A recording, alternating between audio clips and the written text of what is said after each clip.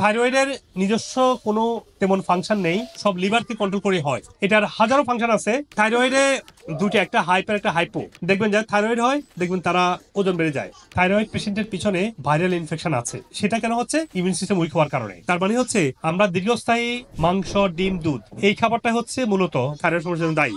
আর immune system ভালো করতে হবে, তারপরেও থাইরয়েডের জন্য আপনাকে রোদে যাওয়া, ঠিকমতো ঘুমানো, ব্যায়াম করা এগুলো করতে হবে।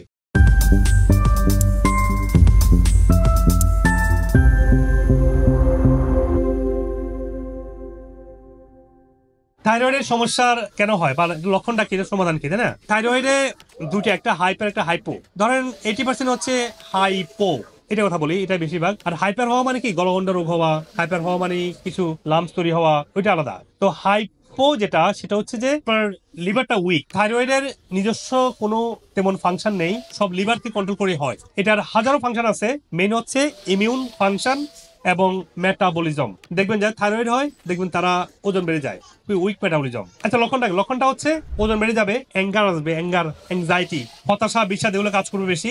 আর থাইরয়েড সমস্যা হলে আপনি দেখবেন যে ঠান্ডা, জ্বর, সর্দি, কাশি লেগেই থাকে। থাইরয়েড সমস্যা হলে হজম সমস্যা হয়। থাইরয়েড সমস্যা হলে দেখবেন ঘুম কম হবে, মুড সুইং হবে। এগুলো কিন্তু আগে ছিল না, থাইরয়েড কিন্তু আগের ওগুলো ছিল না। যখনই চিকেন এবং গরুর মধ্যে অ্যান্টিবায়োটিক দেওয়া শুরু করছে, একটা গরুকে যখন এতগুলো স্টেরয়েড খাওয়ানো হয় গরুটা অসুস্থ হয়, আবার এতগুলো অ্যান্টিবায়োটিক দিয়ে গরুকে সার্ভাইভ করিয়ে এটা জবাই করতে হয়। এই অ্যান্টিবায়োটিক গুলো যখন আসা শুরু করছে, এই অ্যান্টিবায়োটিক গুলো এসে আমাদের শরীরের গুড ব্যাকটেরিয়া নষ্ট করে ফেলে, তখন ব্যাড ব্যাকটেরিয়া বেড়ে যায়। এই ইনফেকশন, ব্যাড ব্যাকটেরিয়া ইনফেকশন থেকেই ফ্যাটি লিভার হয়, তারপর থাইরয়েড সমস্যাটা বাড়ে। প্রত্যেকটা থাইরয়েড পেশেন্টের পিছনে ভাইরাল ইনফেকশন আছে। সেটা কেন হচ্ছে? ইমিউন সিস্টেম উইক হওয়ার কারণে। তার মানে হচ্ছে আমরা দীর্ঘস্থায়ী মাংস, ডিম, দুধ এই খাবারটা হচ্ছে মূলত থাইরয়েড সমস্যার জন্য দায়ী। যখন দীর্ঘদিন এটা করি লিভারটা ফ্যাটি লিভার হয়। ফ্যাটি লিভার হওয়া মানেই আপনার থাইরয়েড সমস্যা হবে, মনে রাখবেন। তাহলে ফ্রাইডে থেকে বেরিয়ে আসেন, বাজারে মাংস, ডিম, দুধটা বাদ দেন, নিয়মিত এক্সারসাইজ করেন, টাইমলি ঘুমান, লিভার ডিটক্স, আমার কিছু ভিডিও আছে এগুলো দেখবেন, লিভার কিভাবে ডিটক্স করতে হয়, তখন গিয়ে থাইরয়েড সমস্যা ভালো হবে। আর ইমিউন সিস্টেম ভালো করতে হবে, তারপরেও থাইরয়েডের জন্য আপনাকে রোদে যাওয়া, ঠিকমতো ঘুমানো, ব্যায়াম করা এগুলো করতে হবে। মনে রাখবেন, যে কোনো রোগ শুধু একটা পিল খাবেন ভালো হবে এরকম না ব্যাপারটা, এটা আপনি বুঝে গেছেন, তাই না? তাহলে আমি এগুলো বলছি, এগুলো হচ্ছে কাজগুলা। এরপরে থাইরয়েডের জন্য একটা মেডিসিন বানিয়েছি, থাইরয়েড কেয়ার। এটা আমাদের থাইরয়েডের যে ফুড গুলো, থাইরয়েডের খাবার কি, জিঙ্ক, সেলেনিয়াম, ম্যাগনেসিয়াম, কিছু প্রোটিন এবং আয়োডাইন, ওটা আমি দিয়েছি প্রপার রেশিওতে। আবার মনে রাখবেন, থাইরয়েড সমস্যা হয়েছে, আপনার সমস্যা আছে, ডায়াবেটিস আছে, ওটা ভালো হওয়া লাগবে। ডায়াবেটিসে সুগার আছে না, সুগারটা তো আপনার ইনফ্লামেশন করবে লিভারে, কিডনিতে, তাহলে আপনি থাইরয়েড ভালো হবে কিভাবে? ওই সবগুলো রোগ ভালো হওয়া লাগবে, তারপরে থাইরয়েড ভালো। কিছু রোগ আছে পরে ভালো হয়, যেমন থাইরয়েড, কিডনি, এগুলো ভালো হবে অন্য রোগ ভালো হওয়ার পরে। মনে রাখবেন, ডায়াবেটিস সবার আগে ভালো হতে হবে, এবং ডায়াবেটিস সবার আগে ভালো হয়ও, তারপরে গিয়ে থাইরয়েডটা ভালো হবে। হ্যাঁ, তো থাইরয়েড সমস্যা বুঝতে পেরেছেন? আপনি যদি আমার ভিডিও থেকে উপকৃত হন তাহলে আমাদের চ্যানেলের অন্যান্য ভিডিওগুলো দেখে নিন। অনুগ্রহ করে লাইক, কমেন্ট এবং শেয়ার করে দিন, যাতে আপনার আত্মীয়স্বজন এবং পরিচিতজন উপকৃত হতে পারেন। আর চ্যানেলটি সাবস্ক্রাইব করে নোটিফিকেশন অন রাখুন, যাতে ভবিষ্যতে কোনো গুরুত্বপূর্ণ ভিডিও আপনি মিস না করেন। আপনার স্বাস্থ্য বিষয়ে কোনো প্রশ্ন থাকলে কমেন্টে অথবা মেসেজ করুন, আমরা যথাসাধ্য উত্তর দেওয়ার চেষ্টা করব ইনশাআল্লাহ। আর আপনার সুস্থতার জন্য আমাদের ওয়েবসাইটে রোগভিত্তিক বান্ডেল সাজানো হয়েছে, যাতে আপনি সহজেই আপনার প্রয়োজন অনুযায়ী সঠিক সাপ্লিমেন্ট সিলেক্ট করতে পারেন। বিশ্বের যে কোনো প্রান্ত থেকেই এই সাপ্লিমেন্ট নিতে পারেন, যা কুরিয়ারের মাধ্যমে সহজেই আপনার কাছে পৌঁছে যাবে ইনশাআল্লাহ। আমাদের ভিডিও গাইডলাইন এবং ওয়েলনেস সার্ভিসের মাধ্যমে হাজার হাজার মানুষ বিভিন্ন রোগ থেকে সুস্থ হয়েছে আলহামদুলিল্লাহ।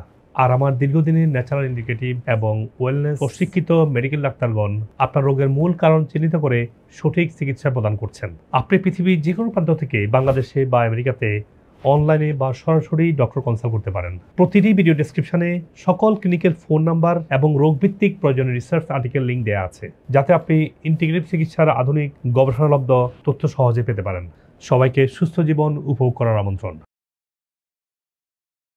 প্রায় 30 বছরের মতো আমার ডায়াবেটিস, ওনার পরামর্শ চলার পরে সম্পূর্ণ ডায়াবেটিস মুক্ত হই। I know we still have to be following up and everything, but for right now, my numbers are normal now.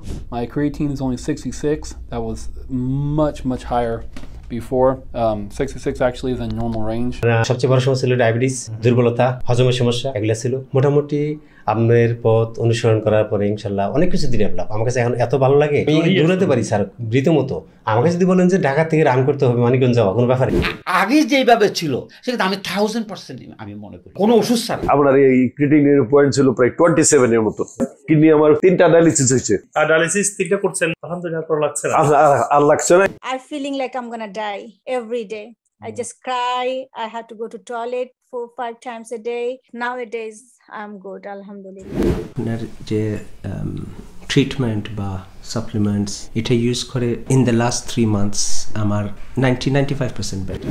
আলহামদুলিল্লাহ সবার দোয়ায় আমি এখন অনেক ভালো আছি, অনেক সুস্থ আছি। আমি, আমার হাজবেন্ড, আমার মেয়ে 3 জনকেই পিটাচ্ছে, এরকম মানে ভয়াবহ ছিল। আলহামদুলিল্লাহ এখন একদম কথা বলে বোঝানো যায়।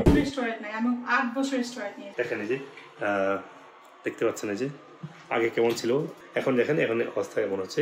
এখন তো আমি অনেক ভালোই আছি। এই বয়সে এসে যে এত আমি ভালো হয়ে যাব এটা আমার চিন্তার বাইরে। Good luck. Give me high five. Say bye bye to the doctor. Yeah.